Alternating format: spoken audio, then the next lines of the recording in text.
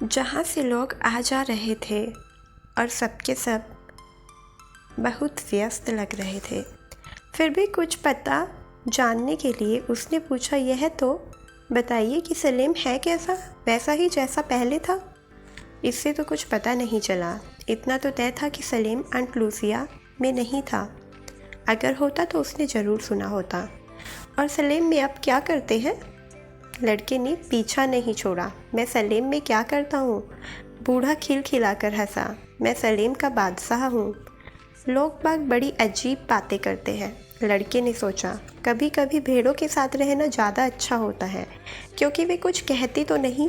उससे भी अच्छा है एकांत, अपनी किताबों के साथ। अविश्वसनीय कहानियाँ वे भी कहती है, मगर तब जब आप उन्हें सुनना पसंद करते हैं। लेकिन जब आप लोगों से बातें कर रहे हो और वे कुछ ऐसा कह देते हैं जो बहुत ही अजीब होता है, तो आपकी समझ में नहीं आता कि बातचीत कैसे जारी रखें। मेरा नाम मेल्फीजेडेक है, उस बूढ़े ने खुद ही बताया। फिर उस लड़के से पूछा, तुम्हारे पास कितनी भेड़ें हैं? काफ़ी, लड़के ने जवाब दिया। वह समझ रहा था कि वह बूढ़ा आदमी उसके बारे में कुछ और अधिक जानना चाहता है। ओहो, तब तो यह एक समस्या है। मैं तुम्हारे क्या काम आ सकता हूँ? अगर तुम्हारे पास काफ़ी भेड़ें हैं। लड़के को अब गुस्सा आने लगा था।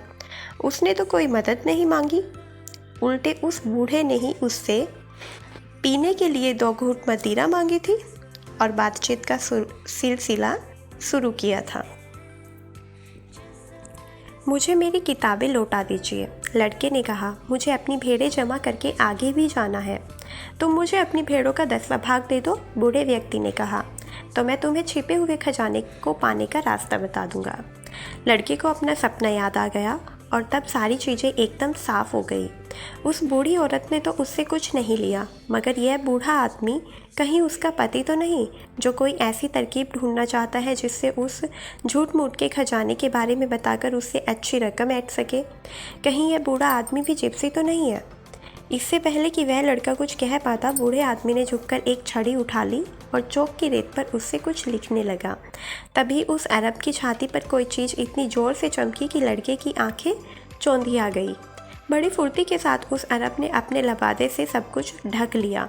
कुछ पलों के बाद जब लड़के की आंखें खुली तो उसने वह सब कुछ पढ़ा जो उस बूढ़े आदमी ने छड़ी से रेत पर लिखा था।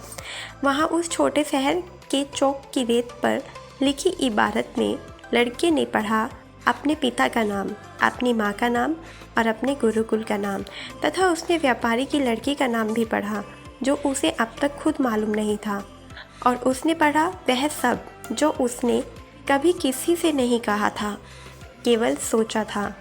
इस बूढ़े आदमी ने कहा था, मैं सलीम का बादशाह हूँ। आश्चर्य है, एक बादशाह होकर आप मुझ गडरिये से बात कर रहे हैं? भय और विस्मय से भरे लड़के ने उस अरब से कहा। इसके कई कारण हो सकते हैं। यूँ कहे कि सबसे महत्वपूर्ण बात यह है कि तुमने अपनी नियति खोज ली है। लड़के को नहीं मालूम था कि किसी व्यक्ति की नियति क्या होती है।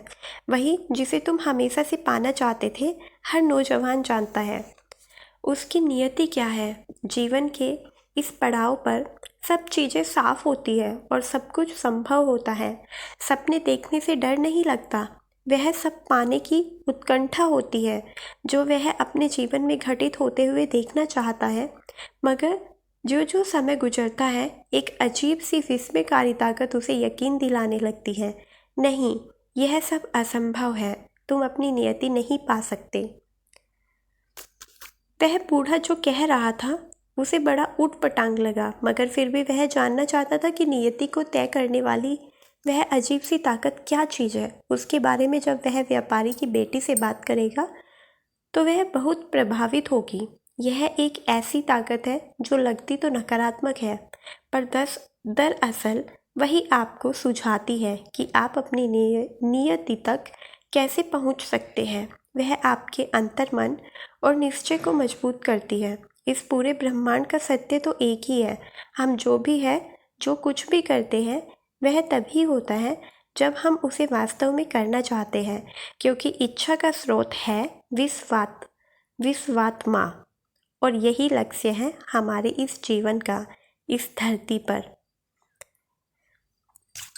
तब भी जबकि तुम सिर्फ यायावर बनना चाहते हो या किसी व्यापारी की बेटी से शादी करना चाहते हो, हाँ, और चाहे उस खजाने की खोज भी। जानते हो विश्वात्मा को किससे बल मिलता है? लोगों की खुशी, नाखुशी, जलन और डहा, तब सभी से।